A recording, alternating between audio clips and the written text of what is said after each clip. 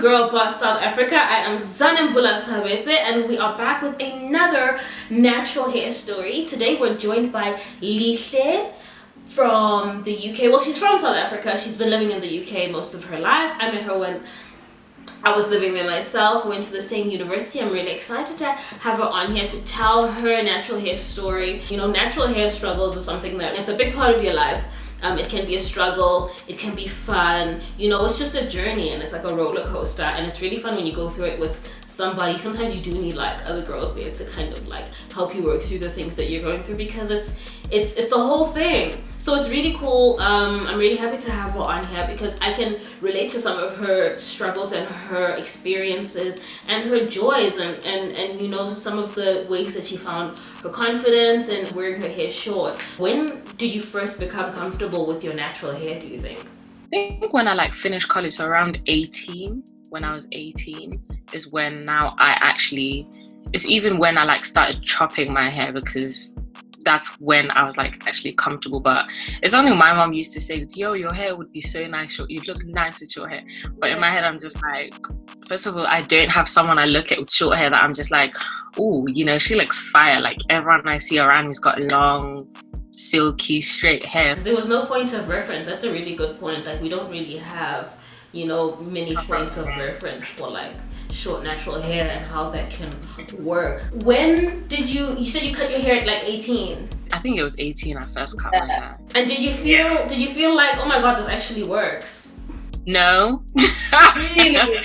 No.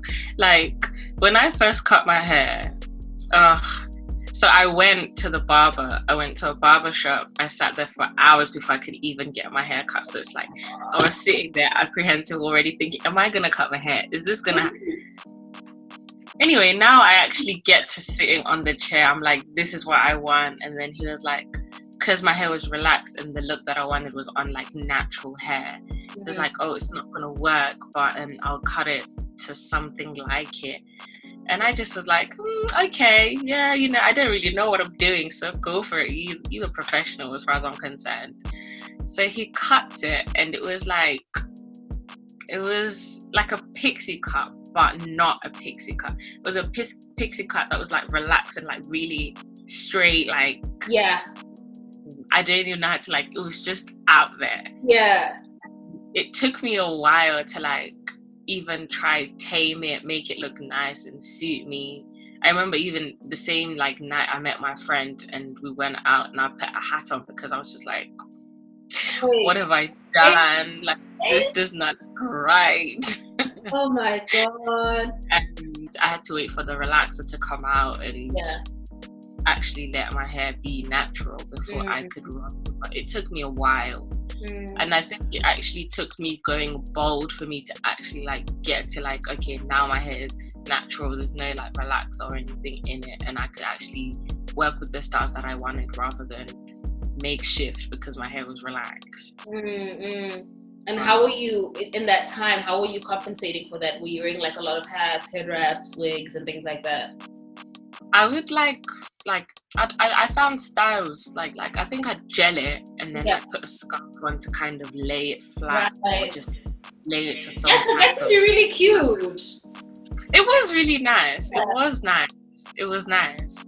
Yes, it was just finding alternatives to make it work, and then it was either going shorter to also still try and make it work, and then just trying out different styles. In terms of maintaining your hair, is it like really easy now? Would you say that this is kind of one of the best decisions you've ever made?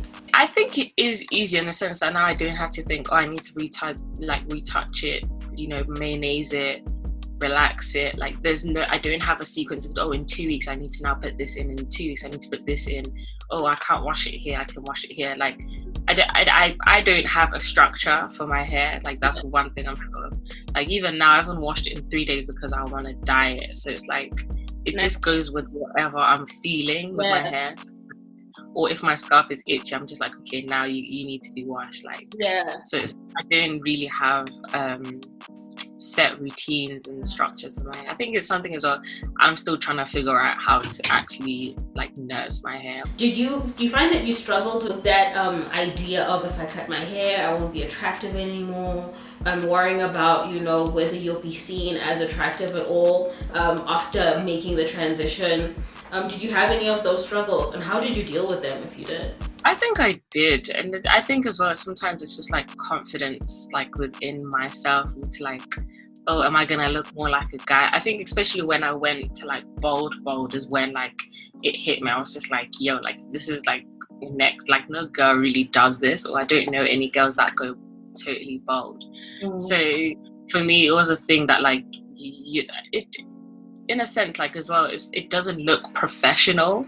For me is one thing I always thought to, like now when I'm going to interviews, I need to find my wig. I need to try and look normal to some sort of extent. Like, yeah. And I think as well, just like in general, like I think when I have gone bald, I feel like I get more eyes, which is like, I'm like, do they think something is wrong? Why is this not just another hairstyle? Why is this not just, her hair's like, why do you have to like now stare? So for me, the struggle is people staring. I'm just like, otherwise I enjoy cutting my hair. And being in like, because you know you're in the UK, and you know my experience of being there as well, a lot of the time you're in a white environment. Generally you're surrounded by white people, you know, you are the minority where you are. And you know, in my experience, I found, you know, like, you know, maybe my classmates and, you know, people I went to work with were always just blown away by the different things that I could do with my hair. And you get a lot of weird questions. Like, what are some of like the weirdest questions and like experiences? What are some of the things that, you know, you deal with and encounter with, you know, being surrounded by white people and, you know, with your natural hair? So when you've gone to school one day and your hair, or when I was like, my hair was not just relaxed, and then the next day I'd go into the extension. Oh, how is your hair growing overnight? I'm just like, extensions, you know, I don't get how even someone can think, how's your hair growing overnight? Like, it's obviously it's not growing overnight. Like, you just get random questions. Like, sometimes I'm just like, yo, think about it and then come back to me again. I think in my experience, in my time that side, I really try to be a bit more understanding, because you know, white people don't really ask you as many questions about your hair, because they're surrounded by black people. Like, they are the minority, so they, you know, they get it that this is just the way that, you know, Africans are. It's fine. It's fine. We're not gonna ask too many questions.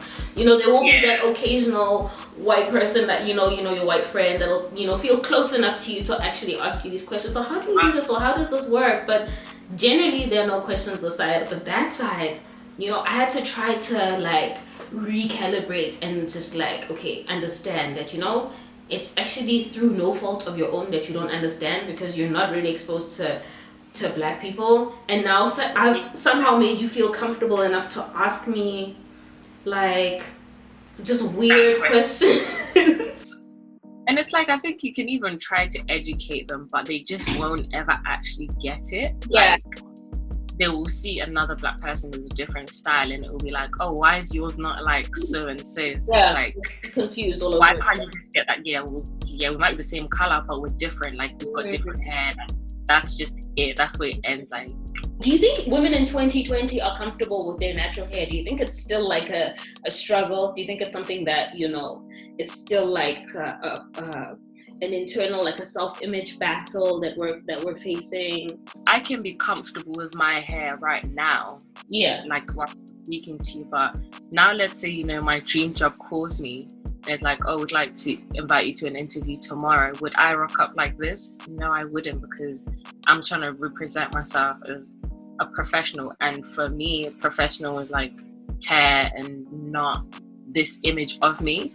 And I think in the sense of professionalism, for me as a black girl, I don't see this as a professional look, or I don't think another professional would think, oh, that's professional. Or I just wouldn't want to raise queries of my hair, like, from jump. So what I had another job a few months back, And I did rock up with my wig and, you know, let it sink in, and then all of a sudden it was gone, because I was like, I test out the environment before I just, you know, throw my natural hair in type of thing.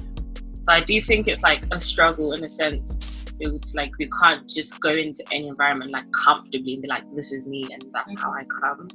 So it's a thing where I think we do have to test out C's first before, you know, just bring our natural selves. Do you think there's a difference between how you feel about going into professional environments and social environments with your natural hair in the UK versus here back home? Yes, massively. Like, I don't think back home anyone ever thinks when they're doing their hair that, oh, because I've got work in 2 days, this is how I need to.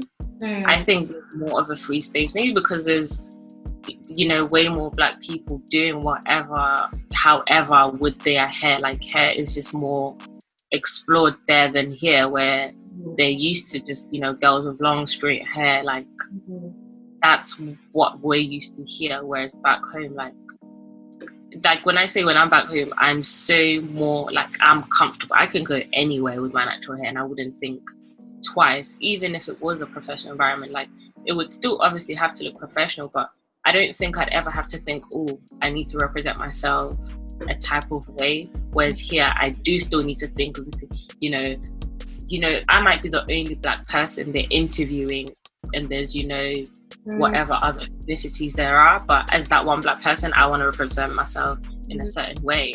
Whereas there, you're going to be with however many Black people in an interview, whereas here, it's just, yeah, I think it's totally different. That's such a very good point. I agree with you to a certain extent also, because I feel like even though we are a lot more comfortable wearing our natural hair on home soil, there is still this classist thing where like you still to a certain extent feel like if you want to climb to the top economically, or, you know, in the corporate, you know, climb to the top of the corporate ladder, you do have to maintain like a certain look. And there's like, it's this classist thing of, you know, if you have to assimilate to Western standards, because we're still run by, you know, a Western system back home. So it's kind of everywhere. I feel like there's still like a liberation that needs to happen back home with as well. It's just, it's at a different level because we're home. We're more free to be who we are, but we're still kind of like locked in that colonial mindset of like, we have to assimilate. So it's really cool. I think it's a really good point, and it like sheds a lot of light for, you know, the people that don't even know what it's like to be in Africa, you know, Black girls around the world. There's more relation compared to here. Like here, you have to kind of explain everything and anything. Whereas now, if you're in a place where it's home and you know there's more Black people around you, they understand before you even have to say. So I guess that is how we look at it. Oh, if I moved back home, you know, I wouldn't have to be thinking so much about this and that.